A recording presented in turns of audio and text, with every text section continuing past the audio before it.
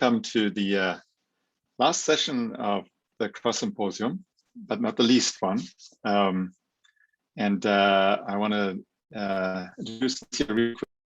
Has been a long time supporter of Cross, and she has, really always promoted us. Told other people about Cross, got us in touch with the OS++ community, which had lots of consequences for us, very positive ones. And she is she's a Comcast fellow and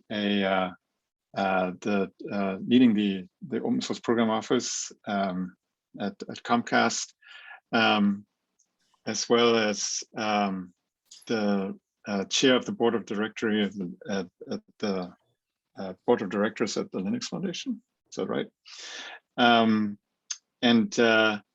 We're really glad to have her also as member of the advisory committee at UC Cross at the research software.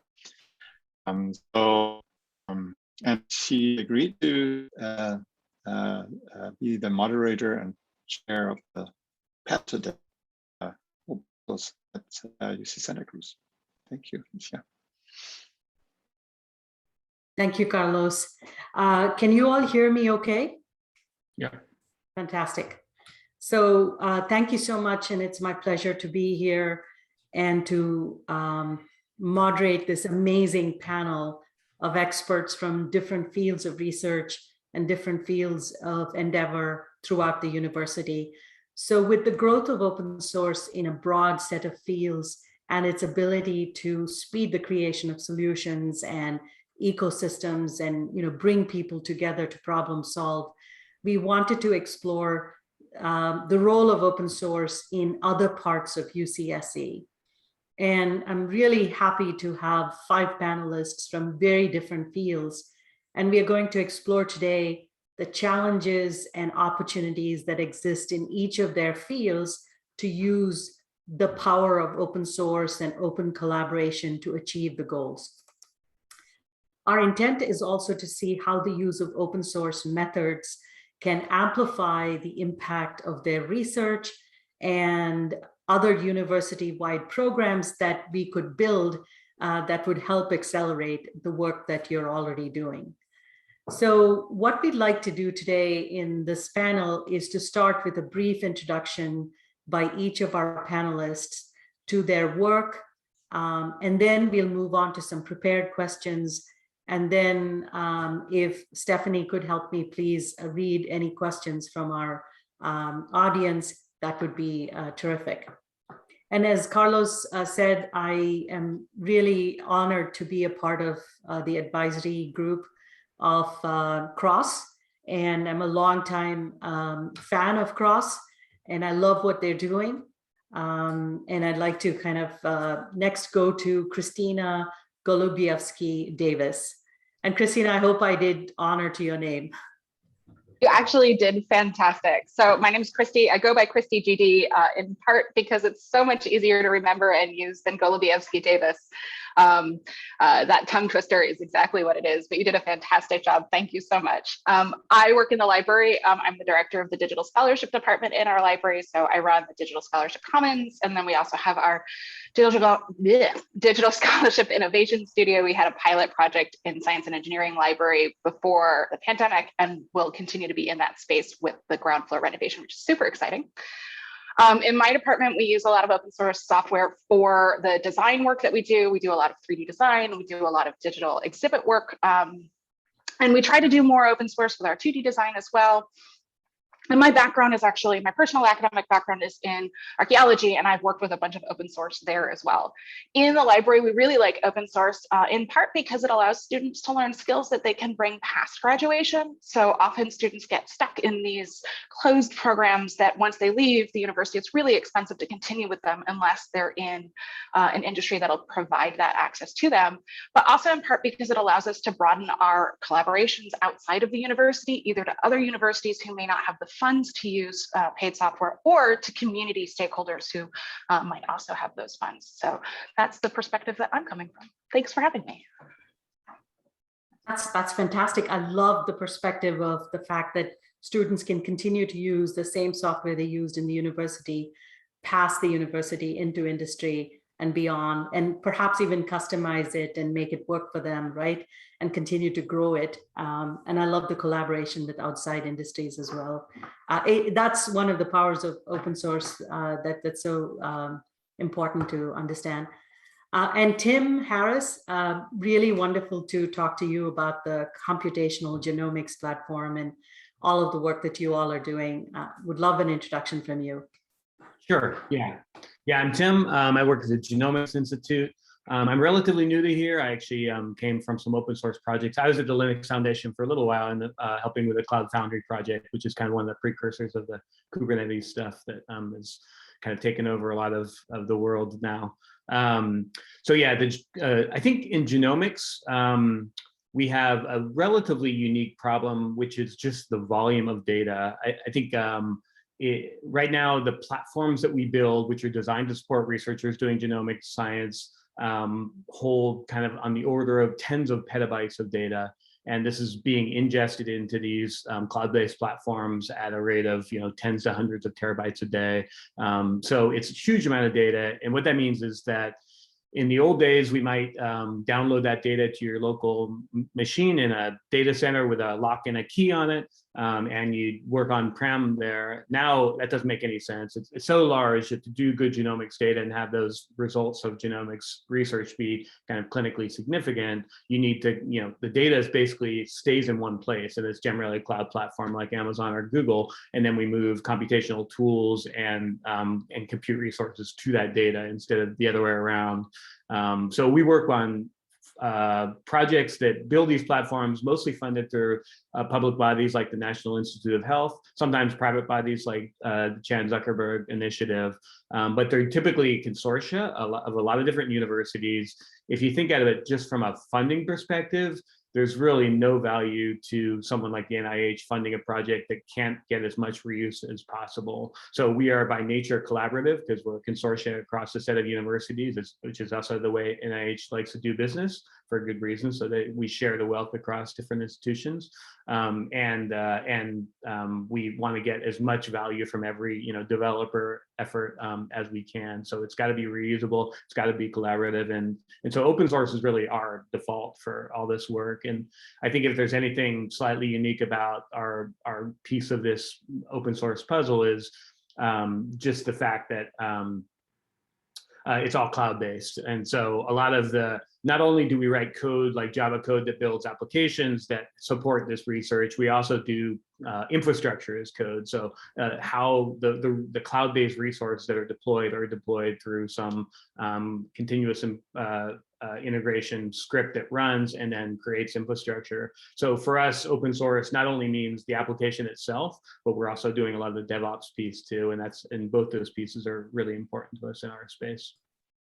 I think we'll dig into that further as we get into the questions. It's very intriguing to me how much you are working on the cloud and how you've done some specific customizations for the infrastructure that supports the work that you do. And there's a lot of work in cloud and data licenses these days, open source licenses, et cetera, for sharing information. So that's fascinating to me as well.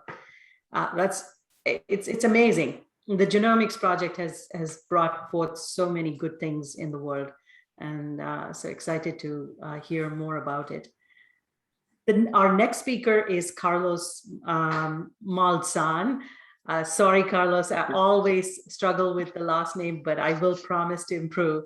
Carlos and I have been working for such a long time, and I'd love to hear more about CROSS. And I think CROSS is so innovative in its ability to connect students to industry and to help students really take their work forward into industry. And I would love to hear more about what you're all working on today.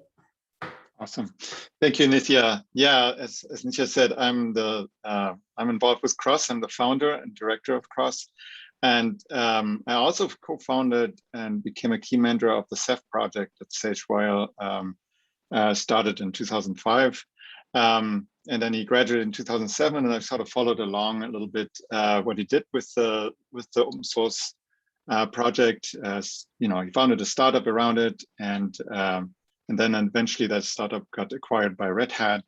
And then I asked him for a little bit of money, and he actually gave me $2 million to do something like Cross, right? So that was a really nice way of embarking on this adventure of founding and running Cross.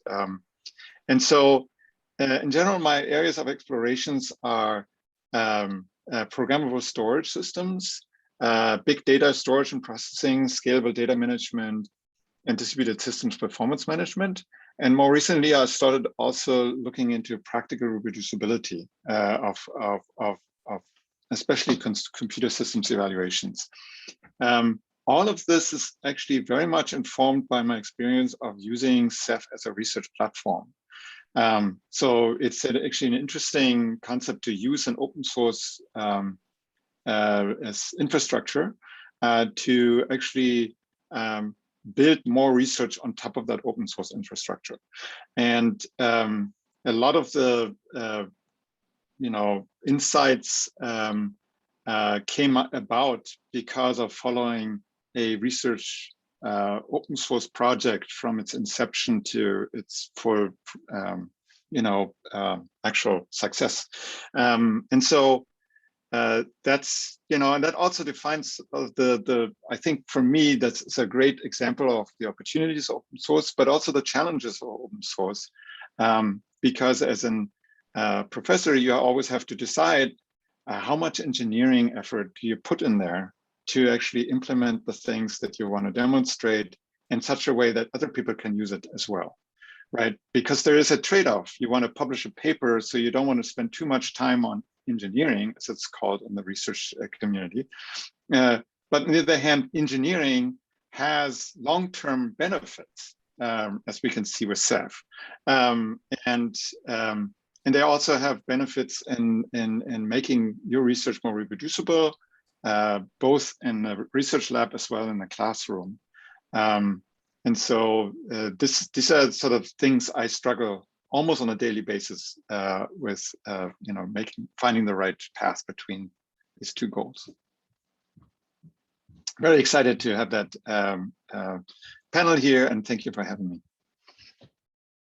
Very, very interesting to kind of see how far to go on prototyping or your engineering work, just enough for research, but yet also making it useful for the long run.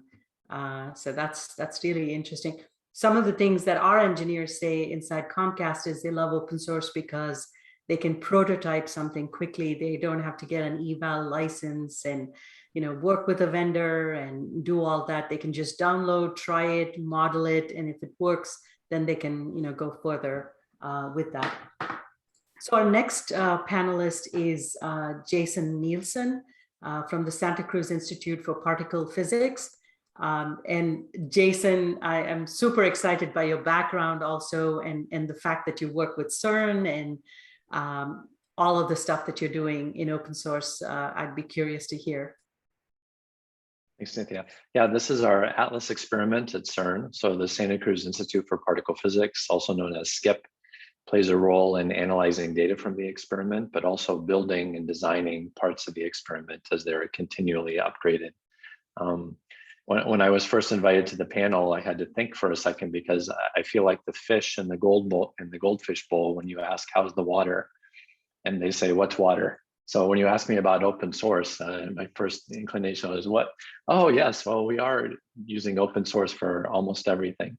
The key players have been historically the national labs and international labs like CERN, really driving the community, the open source community. As far as the data sizes, it sounds like maybe we're on the order of what Genomics is doing too. The experiments at CERN produce about 90 petabytes of data per year.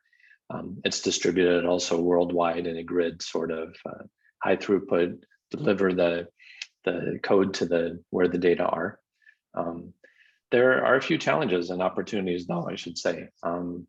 One of the challenges is related to the goldfish anecdote in the fishbowl, is that people who are new to our community, even though we have a very strong collaborative nature, and even though we're used to working in a consensus-driven culture, they really don't see what has gone before in terms of decisions that have been made about open source. And so they may tend to think of it as something that's been given to them, and they may not understand in the same way as other communities that it depends on them giving back. So that's one of the challenges that we have, is getting people to continue to participate and give back, spend some of their time, as Carlos was mentioning, in participating in that aspect of the science instead of just analyzing the data using the software. The big opportunity for us in the worldwide collaboration has been access, and especially for data analysis software, as you were mentioning, it's possible for someone in any institute throughout the world to have access to the same software and to be able to participate in a very democratic way to the science. The challenge is that that's not always true on the hardware development side. So when we're doing circuit design or silicon detector development, a lot of the software is still pretty closed source and has pretty heavy licensing fees. And that certainly is a barrier to entry, even for our campus, to be honest. So there have been some exciting developments in the past few years trying to open source or develop open source alternatives to some of those commercial softwares. And the final thing I'll say too is one challenge has been that, as we know, one of the things about open source is it can prove to be a disruptive force. And that has been a challenge sometimes for the community that has a roadmap that may extend over several decades of software development, and it can see that threatened in some way by the rise of open source ecosystems that are competitive. So I look forward to talking more about that with the panel. Wow, 3 amazing topics of how do you get people to contribute back and not just consume or take it for granted, right? And then the cost of hardware and how to democratize access is interesting. And also the disruptive nature of open source. I love those topics.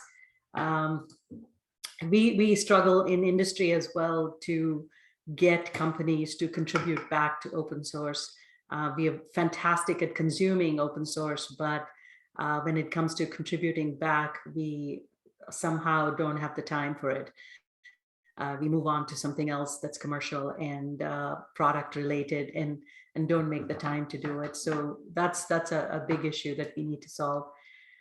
And then last but not the least on the panel is Warren Sack from the film and digital media side. And Warren, it looks like you're on a sabbatical or holiday, and you just made time for us to come back to this panel. So we're very grateful that you made time for this. I'm on sabbatical this year, and I promised myself I wouldn't do anything. But I'm really excited to meet all of you and be a part of this, because for whatever reason, I haven't been able to connect with this community on campus. So I'm really delighted to be here. As you said, my name's Warren Sack. I am a professor in the Film and Digital Media Department. And I did my undergraduate work at the Yale Artificial Intelligence Lab. And then I did my PhD at the MIT Media Lab. And my first job was at the Berkeley School of Information. At the Media Lab, I built these tools for summarizing and visualizing very large scale interactions. So when I got to Berkeley as a new professor, looking at open source was kind of a really interesting question. What kind of a distributed design process is this? And can we understand it both with my tools, but also through ethnography, psychology? So I gathered together a team, and we spent about 8 years looking at the Python design process. And my first PhD student, Nick Ducheneau, extended my tools. My tools were really based around conversational interaction. He extended them for code repositories as well, so we could see who was committing and things like this. So we got all this really nice network analysis of both over time, like how do people come into open source, and then how do they become more and more integrated and become one of the central players? How do people who have different formal roles, how does that map to what they actually do day to day? Because formal role, of course, is not necessarily a formal role. So, the first bunch of years in this was really open source as a design process that was our object of study. And then I got I moved down here to Santa Cruz, and I got two really remarkable graduate students, Michael Dale and Abram Stern. And they got really interested in their question was really, can we put C-SPAN online so that it's open source, open data? And that opened a whole bag of worms. Michael ended up writing, before it was available, one of the first video tags for HTML5. So he's made a whole career in open video, and that's what he's still doing. And I mean, just to reinforce what Jason was saying about the disruptive nature, once we started getting into this government space, it wasn't a hard time finding funding. We got plenty of funding from the Sunlight Foundation and also from the National Science Foundation. But you are messing with the way things have been done for a long time. And so we did that, and C-SPAN tried to stop us. That was an interesting place. That was an interesting time to realize that the University of California is this fortress, political fortress, legal fortress that you can do things in without being scared of the big guys. And then after that, we partnered with the Executive Office of the President and redid the website for PCAST, which is the President's Council for Science and Technology. And what we proposed was really, they had all this stuff that was, proprietary formats and everything, and we rebuilt everything with open source video, open data, open everything. And so that, again, when you start dealing with the government budget and so forth, that became really interesting, the disruptive nature of all that. So yeah, it's been a journey. I'm really interested to learn about other people's experiences with this. I think that's fascinating, and that is the reason why this panel is so valuable, is understanding how open source is playing a role in different industries and different disruptions and opportunities and challenges. I just wanted to state that I work for Comcast, and so we are part of a pretty large media organization. So our DreamWorks team works very closely with the Academy Software Foundation, which is part of the Linux Foundation. And the film industry is working very hard to kind of collaborate on common formats and components and things like that, where they really don't compete, and then really keep the value added bits as proprietary, but have an infrastructure that's more open. And as a company, we've been also contributing a lot of work back into open source and trying to create more open source based video streams and end-to-end video transcription and things like that. So it's been fascinating to see us, as Jason was also saying, in some industries it's moving much faster, in some industries it's moving much slower because of embedded and entrenched ways of doing things. And so it's fascinating to see where it makes sense and where it doesn't.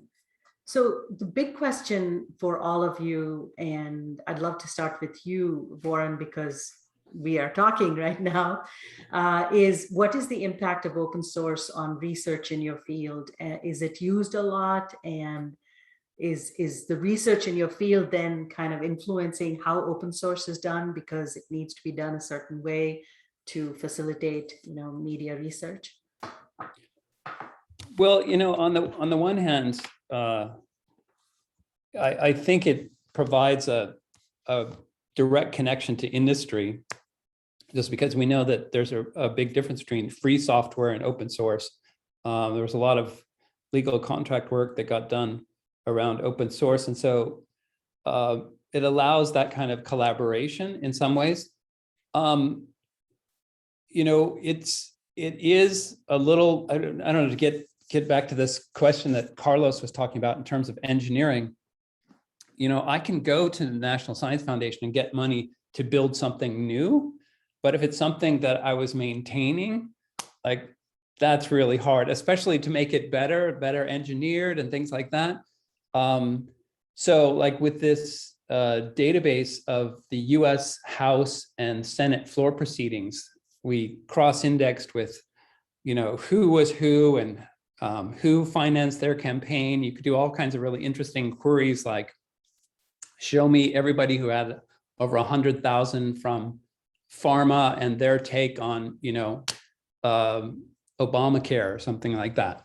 And, you get filtered searches for that. So that became really interesting for a lot of journalists. We had Amy Goodman's Democracy Now! Downloading stuff from there.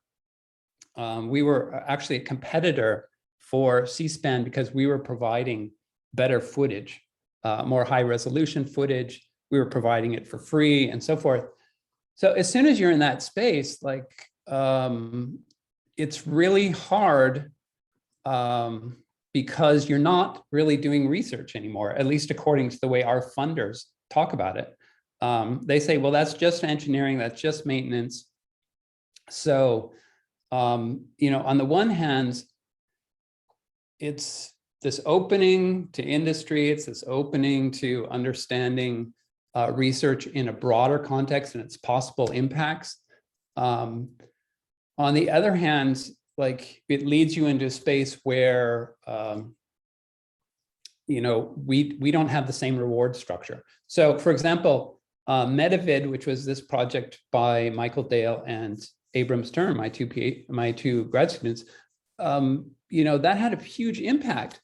But beyond the papers we published on it, the biggest impact was actually the US House of Representatives and the US Senate and C-SPAN all changed their websites to copy all these things that we'd done. But of course, they didn't acknowledge it ever, right? So what do I say to my colleagues in research? They, I got copied. They're like, so what? But that is the biggest thing you can hope for in some ways in this space. And it puts you in an odd position. So pluses and minuses, I guess that's the summary. Yeah. I think someone had a question. Carlos had a question. Not so much as a question, but a quick comment, right? So I think that is, and I will probably talk about this a little bit more, but it's the university contribution in open source are not always tracked very carefully, and are not, the universities themselves don't do as good of a job as they do with like publications and research funding, right? And especially branding. So when you have actually an open source contribution, we started actually at first having no names for our research projects, so big mistake, right? That's actually a disservice for all the students who want to actually, if there's no name for a famous research project, how are they going to describe themselves in their resumes, right? The other thing is that industry is actually much more comfortable if you actually trademark a term, and universities don't know anything about that. I mean, that there was like literally like, we had this word crush for a particular subsystem of Ceph, and it was used in industry all over the place. But people said us after a few years, it's like, the reason why we never mentioned it is because we didn't know the status of the word crush. We didn't know whether we are allowed to use it. And we're like, oh my God, it's like, what a amazing opportunity that just went away in terms of pointing back to things we did here at UC Santa Cruz just because we didn't know better. Yep. Christy, can you comment on open source in your field and impact that it's having on research? And also, is it impacting open source in any way? I mean, is it changing it because of how your industry works? Yeah, so I think in my position, it's really, there's so many different things that we engage with. So I think for this, I'll talk a little bit about digital exhibit building, because that's a place where library sciences definitely engage a lot. But certainly in my position, right, I interact with a whole bunch of other disciplines as well, just through supporting undergraduate and faculty research on campus. I think we can't hear you for some reason. Yeah. It's just me. Okay. I'll work on it.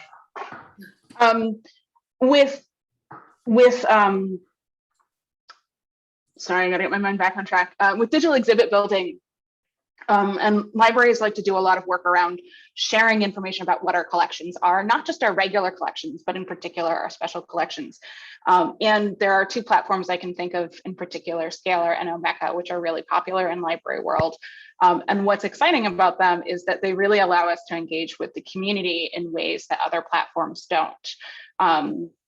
For example, there's a project that I'm going to be working with coming up that's working with the Watsonville community and one of the elementary schools, documenting how diversity in the elementary school works. And they're able to host the platform all by themselves, and we can work with them to make it do the things that they need it to do, rather than identify exactly what it is we need them to do to make it work.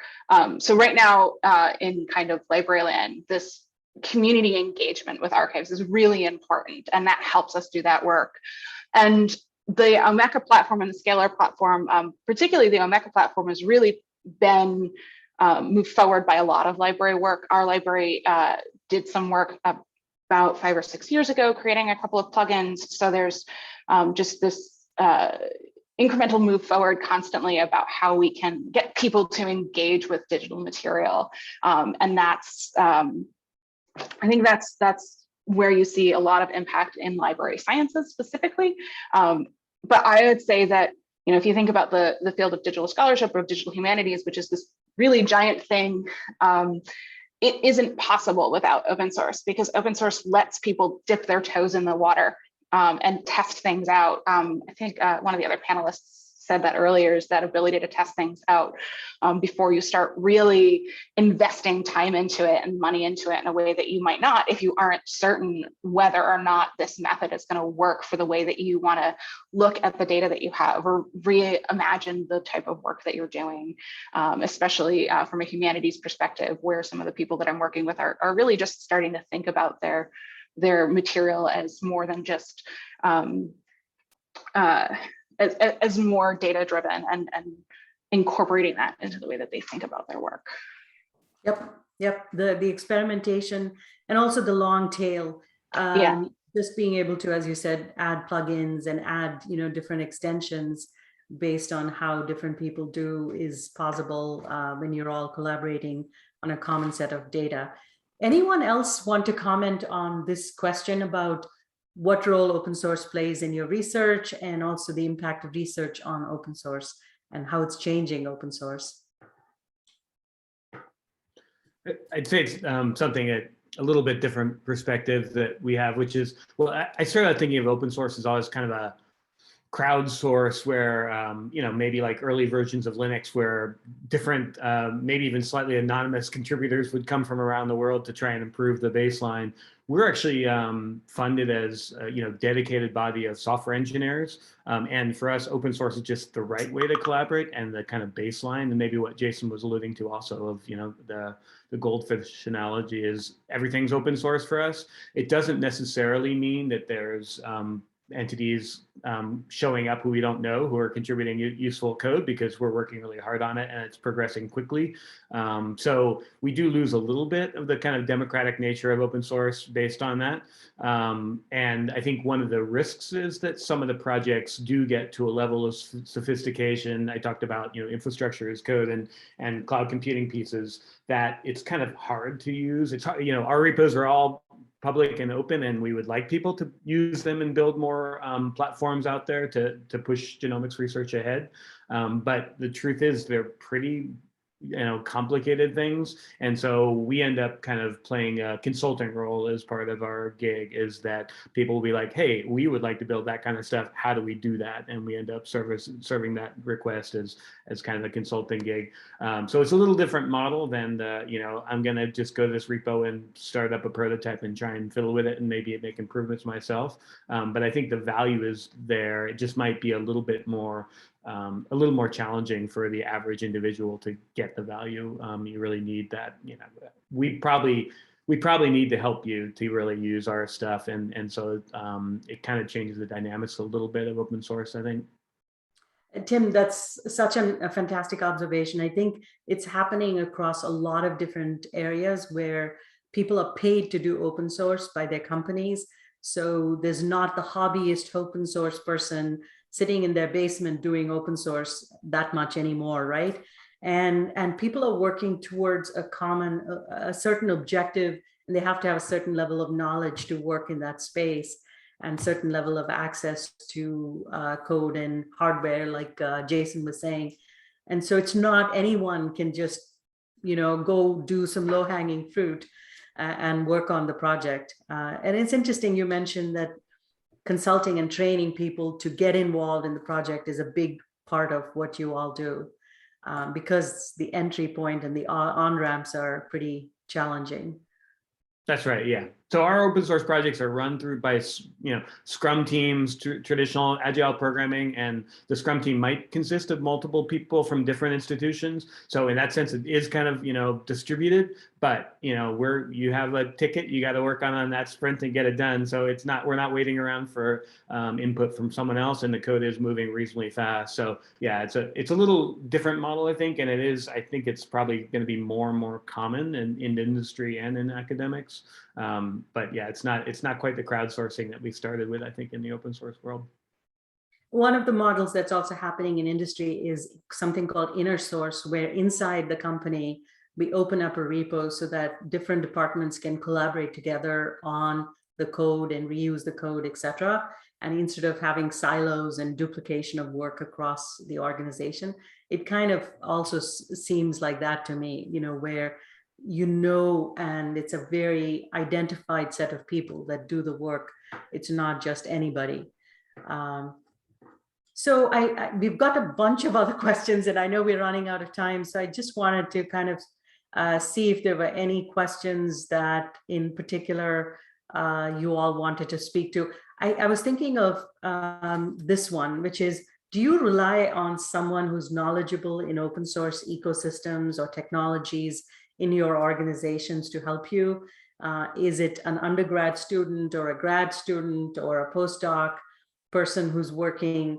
And do these people have a career goal of, working in open source in your industry? And are you funding that person? How are you finding your way through open source, I think is the big meta question here. Jason, you care to comment on this?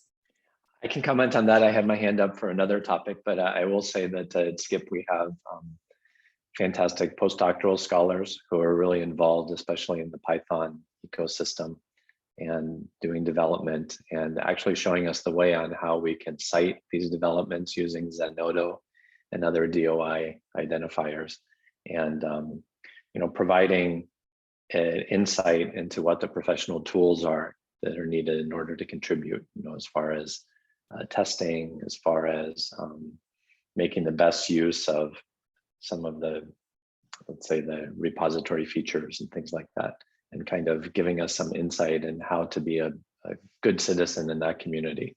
So the postdocs seem to be at just the right level for having enough expertise, and also being able to move nimbly enough to stay up to date. It's a skill that groups have to possess now, isn't it? I mean, the ability to kind of navigate through open source communities and be able to kind of plug into that community, be a citizen, bring things back, influence the community. So there's a lot additional labor that's involved if you are working with open source ecosystems. And I think I'd also say, if I can, sorry to jump in, I'd say it also has changed kind of recruiting in general, right? Is it so nowadays you want to look at a software engineer, not just as their LinkedIn page, you also want to see their GitHub repo and see where they're contributing. And that's a really, you know, that's where the rubber meets the road a lot of the time when you're thinking about hiring someone. So it's kind of nice that open source gives you a kind of visible perspective of where someone's writing code and how that's contributing to the ecosystem. so true, so true. And you have to have other skills besides coding. You really need to know how to influence, how to, you know, really meld into the culture of that particular community and work with that community to get work done. You can't just, you know, throw a patch over the wall and expect that it'll land and it'll make its way into the code base.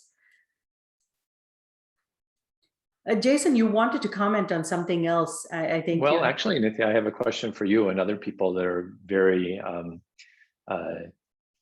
engaged with the open source community. I wonder if any of you have a comment on why open source has really found a foothold as a community in data analysis ecosystems, and not as much in electronics design and these kinds of hardware projects that I mentioned. That actually, it turns out to be quite a barrier to entry for a lot of research groups. And you know, our campus is not successful in helping with all the licenses and things like that. But it raises a bigger question, which is there something fundamentally different? Is it just the scale of users, or is there some sort of entrenched interest in that these open source developments don't really reach into electronics design? Carlos, I think Carlos wants to comment on this. I have some comments as well. Please, Carlos. Yeah, really briefly. So we are working with Jose Reynal's group.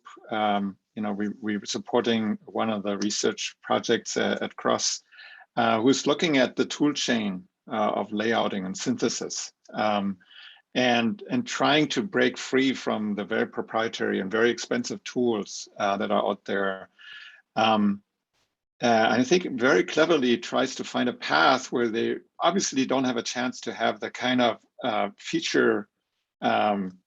broad feature set that these commercial tools that dominated the market for so long have, but they have really new and very convenient features, like for instance, increment in a building, which is something that you know, layouters have wanted to have for a long time. That, you know, if you change something in your hardware specification, that you have to like start the washing machine all over again, instead of just, you know, modularizing somehow the layout, right? Which has limitations, obviously, but it's also something that is far more convenient and most people really complain about. So I think that's I think it's a structural thing, and it has to do with, you know, if you look at the open source hardware movement, one of the key things is to come up with designs that everybody can build, but the key barrier is actually getting the components in small amounts. And that's the biggest barrier, right? To build actually something where you don't have to buy 1 million components to actually even be able to get that component, but you can get like 3 or 4. And that, I thought that was really interesting. Yeah, I agree with you that I wish the hardware field was a lot more advanced in terms of open collaboration. There are some bright lights that we see, you know, Open Compute, which Facebook started to disaggregate the data center and to get vendors to open up specs so that we can, you know, build common components in a data center. They've made some progress in terms of switches and things of that nature, but not quite enough. I think Intel is involved in that, and I believe a couple of others. Some of these large vendors like Google and Facebook have been able to actually move the industry and do their own design because of the scale of work that they do. I'm seeing some open hardware projects at the Linux Foundation, such as RISC-V, and I think there's some promise of hope that things can happen. It's what Carlos mentioned, and also the cost of hardware. You need the physical nature of hardware requires a lab and requires people to be together. Whereas software, you can work from anywhere, like the cloud work that Tim Harris does and you do and Warren does. You can just, all you need is hopefully a laptop and a connection, and you can do work. So hardware has been a lot harder to do. But I love that standards and open source are coming closer together. So hopefully that, since the hardware world is so standardized, that'll help us iterate faster with hardware as well. Really good question. Anyone else care to comment on how you are making do in navigating the open source world? Is it students? Is it someone else in the university that's helping you? And what can the university do to really help each of your work go smoother from an open source perspective?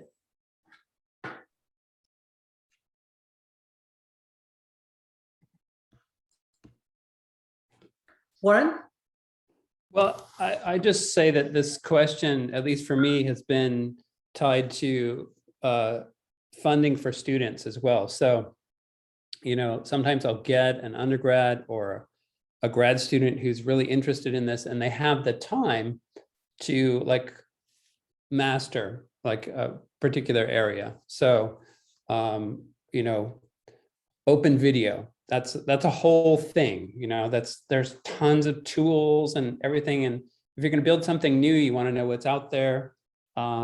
It's a full-time job to just figure that out. So I don't even pretend as a professor to be able to do that.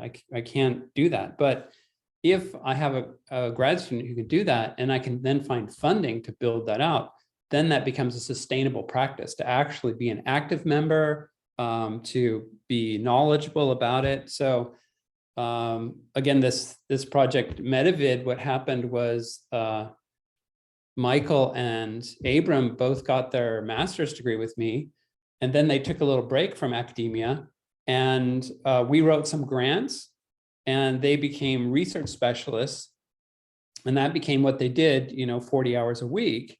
And so that worked great.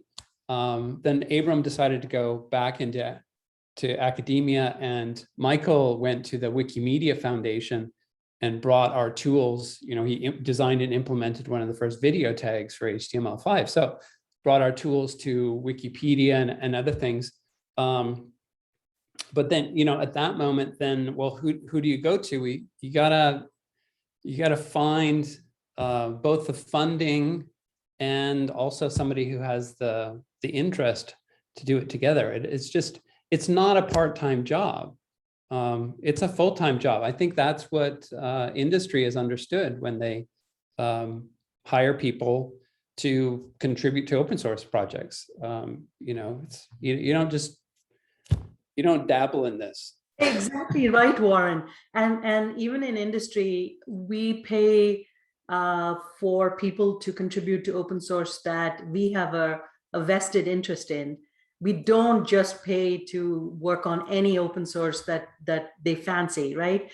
And so it's at the LF, Jim Zemlin talks about the virtuous cycle. He says, you have an idea, a project starts, but the project has to turn into a product or of some use to industry, which then generates revenue, which then gets back, into project and research. And so it almost feels like you have to work on something that's of interest to industry if you want funding, but research should be there for research's sake also. I mean, and where do you get funding for that? right? It's grants or other means. So that's a challenge, because you do need to have independent research, which does not end up as a product all the time. So that's in fact one of the questions in this is, who do you depend upon for funding open source projects? Because it doesn't come free. You have to spend a lot of time. I think Jason and Tim, I mean, you're in the path of more kind of applicable research, I would think. So do you have very clear line of sight to funding? Funding is a huge part of what we do all day, is trying to find funding sources. Luckily, the National Institute of Health and other funding agencies see that genomics is really ramping up and really has a potential in changing our world. So they're explicitly investing in the kind of infrastructure that can enable that research, which is what we do. So we have a team of pure research folks that use the platforms we build. And then we have a team of what are essentially software engineers that mostly are in my team that build the infrastructure. So it is interesting. We're not a pure research organization. We're more like an industry software development organization, but we're funded primarily through the NIH. And again, as I kind of mentioned in the beginning of today, that from the NIH's perspective, I mean, they're spending, arguably probably hundreds of millions of dollars on this kind of infrastructure, and they want to get as much reuse as possible. So it's really critical that they do get a lot of reuse and collaboration and use of it. And it kind of, I want us to touch on something else you mentioned, Nithya, the kind of convergence of standards and open source. I think for us, there's a really nice standards organization called GA4J, Global Alliance for Genomics and Health. And they've kind of defined specific API endpoints that we should all try and focus on. So when you're creating a data repository with some compute that is useful for researchers, you could build something totally custom and maybe it'd be useful for that particular platform. But our goal is that each of these platforms all can interconnect, and then a researcher can sit somewhere and say, I want 10,000 samples from that data source and 10,000 samples from that data source, and then use that as your virtual cohort to do an experiment. So to do that, we the nice thing is we have these standards that if we all converge on building open source, it has implicitly designed, API endpoints that we know exist, and then anyone else who wants to write software that connects to them can get hold of those. And that's so that's been something that the NIH has encouraged us to focus on, and has been really useful for building that broader community, so that we don't build a cool open source project that's standalone island, that it's actually part of all the other things we're building and can interconnect. Exactly, and that industry or others can implement as a product or create a commercial ecosystem, if you will, around that. Because one of the successful parts of Kubernetes and CNCF has been that there's this open source ecosystem, and then there's a huge commercial ecosystem that either riffs off of that, or builds support around that, or builds enterprise support, or different types of monetization models. Jason, any other comments on the financing of your industry? And I'd love to go to Kristina next as well. Yeah, just a quick comment. I think historically we've been on the other end of things from what Tim just mentioned, is that as we touched on with open source, there's the perception that the barriers for entry for software are so low, and that the development is something that people can do on the side as amateurs. And I think only recently, in the past 5 to 10 years, has there been realized the need for real professional programmers. So Iris HEP, that Carlos mentioned at the beginning, is probably the most prominent and most successful example of that, where NSF realized that even as people were being well funded to produce new detectors for these experiments that you see behind me, there was a lack of funding for professional programmers that would actually help develop the software or lead the software development. So Iris HEP has been a very strong and positive move in that direction, and I hope that it continues. So really advocating for the fact that software doesn't mysteriously happen by thousands of people around the world just contributing to it, that it needs to really have some professional drive behind it and funding behind it is one of my takeaways from all this as well. Yeah, it's funny how that myth, continues to perpetuate, right? And that it does not need funding. Sometimes I will say that in the company as well, right? I'll say, hey, we need to get involved in open source because we can benefit from the contributions of the whole world. And, we actually get extended engineering. We don't have to have a large engineering team to do this. And to some extent that's true, but when you're doing professional work like the kind you all are doing, it requires investment behind it. Kristi, how does work happen in your field, and is it funded, or how do you fund this work? Yeah, so kind of the two different ways that we engage. One is with as users of software that other people are developing, and for that's really built into my team's job descriptions to kind of understand what that landscape looks like. And so those are permanent parts of permanent positions in the library.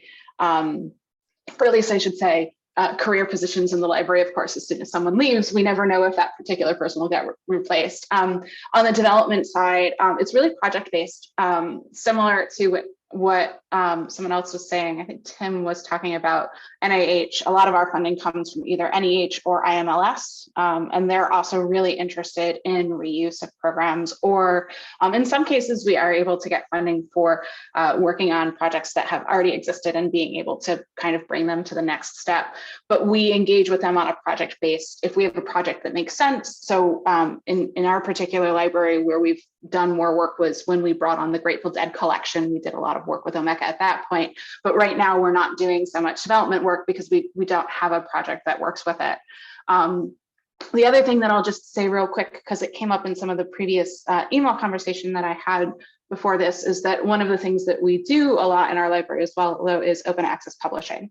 And we do have a position at UC Santa Cruz who does focus on supporting open access publishing. So that's another way that we engage with kind of that, bringing forward that open nature of research. But in terms of the software development, it's really on a project base. And we do typically have to get funding so that we can bring in dedicated programmers to help with that. That's terrific. I know we have about 3 minutes left, and I was wondering if the audience had any questions. If not, we have time to make some final comments. Okay. Yeah, I have a comment. I wanted to kind of touch on one of the questions we didn't have time to get to, which was Yes. try to increase the inclusion in our community on campus. Yes, please. It's been a challenge, I'll be very honest, because at least our paradigm for contributing to the open source projects has been to, or to even using that software, has been to open up a shell and commit to Git and work on the mailing lists and work on the wiki or the markdown documents. And we think we see the effects of the digital divide even more strongly whenever we get into these tools. So I would just say to the community that we've had some success in participating in the software carpentry projects, where people can work on modules at their own pace. And maybe that's something that could even be done campus-wide or at a larger scale to try to cross the various research boundaries and provide some level. Maybe it's a light version, Carlos, of CSE 117 that you mentioned on the very first day of the symposium, but something to really help students who are interested to gain some experience with those tools that they'll need to contribute. What an excellent point, Jason. Exactly. I think there's so many hurdles before one can contribute, right? And knowing the norms, knowing the systems, knowing the mailing systems and the way to submit something. What's worked in industry has been the scholarships like Outreachy and Google Summer of Code and mentorships, where a project, a mentor, mentee are matched up, and you actually get to work together on at least making a few contributions together and understanding how that works, and then you're on your own doing it. So it really takes a lot of apprenticeship. And that's something, you bring up a really good point. That's something that perhaps the university can do as a common prerequisite to really groom more people to be able to become open source contributors. Carlos, care to comment on that? Yes, I'd love to. So, we have this program called Open Source Research Experience, and we found that we actually have a fantastic opportunity to target particular populations, to encourage and promote that program in those populations, right? Go to historically Black colleges, for instance, to say, look, here's a way to pick out some project ideas, and each project idea comes with a mentor, right? And see whether there's a match. Yeah, I totally agree that this can be culturally challenging. This can be technically challenging, right? It's by no means a guaranteed success. But I think we found that by making an effort and going into communities that are historically excluded, you get some result, and it's better than no result. So that's and I think it's going in the right direction. Warren, care to comment? Well, I just want to say there's a couple things that fascinate me about open source that have for a long time, and one could just be called governance, and that's apropos what Jason and Carlos was talking about there. For years now, studies of open source projects have made kind of what you can think of as a target. So the target maps out who's contributing, and there's always a core who can do commits, make the big decisions. Then there's group, and there's bigger group, and a bigger group. So when you start, the first diagram like this that I saw was for the Apache project. And when you diagram it out, yeah, tons of people are contributing, but who really has a say? And it's really the case that for a lot of open source projects, you can name the leader. And if you look at closely at the dynamics, it's almost an authoritarian structure for the ones that have been really useful. I could tell you unequivocally for Python, that's the way it's worked. Linux, that's the way it's worked. So there's a question of governance. Can we get a governance that's not just like a strict authoritarian hierarchy, even though, that's not the ethos. So the kinds of experiments like Carlos was talking about, mentoring people and so forth, that seems really key to kind of mix things up. And then the other thing is what I think of as the paradox of participation and innovation. So if you got tons of people contributing and they're all trying to decide what to do, the thing that they're going to come back to again and again is, especially if you have a bunch of people who are trained computer scientists, are really ideas that they learned in school, all right? And so like if they're building a new programming language, they're going to draw heavily from what they know about programming languages. And so you see a lot of, in the millions of open source software projects, you see a lot of repetition. And this is, it's a paradox because you think, well, when I get contributions, really diverse contributions from all over the place, I'm going to have something different. But you have this problem where people only understand each other. They can only negotiate sort of what's commonsensical about what to do next if they refer back to really canonical examples. And so how do we break that cycle? That I think is totally fascinating. Because of course we've got, it sounds like what Tim is doing is totally on the cutting edge. But for every one of those projects in open source, there's tons of others where people are more or less, reinventing Photoshop as GIMP or whatever. So those I think are two not technical problems. They're really social problems that I think are totally fascinating about open source. Absolutely fantastic. I'm really curious about the research that you did, which kind of modeled how contributions happen. One of the former speakers of Cross Symposium, Dr. Dawn Foster, also did some research on the social norms of the Linux kernel and how people contribute and which companies and how they influence each other and so on and so forth.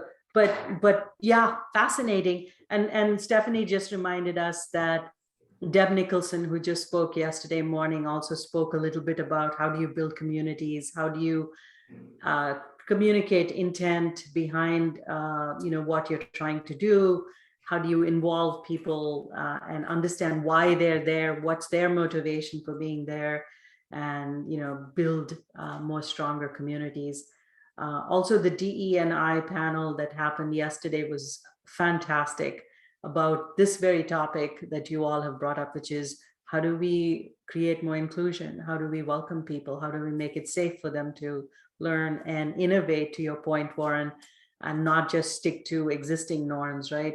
So it is a lot of social constructs. And you'll see now in open source conferences, a track around coding and projects, but you also see a lot of tracks around community and how do you build community. You see tracks around licensing, because licensing is also very, very central to what we do, and then diversity and inclusion, because we cannot continue the way we are without including more people of all kinds, right, in this world. So it's about 3:26. I've taken 6 minutes more of all of your time. If there are any really strong parting words you want to say, please do so. Otherwise, we'll wrap it up. And thank you so much for sharing how open source plays a role in all of the work that you're all doing. Thank you so much for making me a part of this. This was real a joy. And thank you to everybody. I love meeting you. So. What, coming back from sabbatical? Yes. Yes. Thanks, really quickly. yes, really please. quickly. So I think, I love the discussion today. Nithya, thank you so much for an awesome job. And thank you everyone for contributing. The one thing that really stuck in my mind is that, some communities like the high energy physics community or the genomics community, they have funding for research infrastructures, right? And they really use it to do a lot of answer some of the questions that we posed today. But the other communities don't have that, and so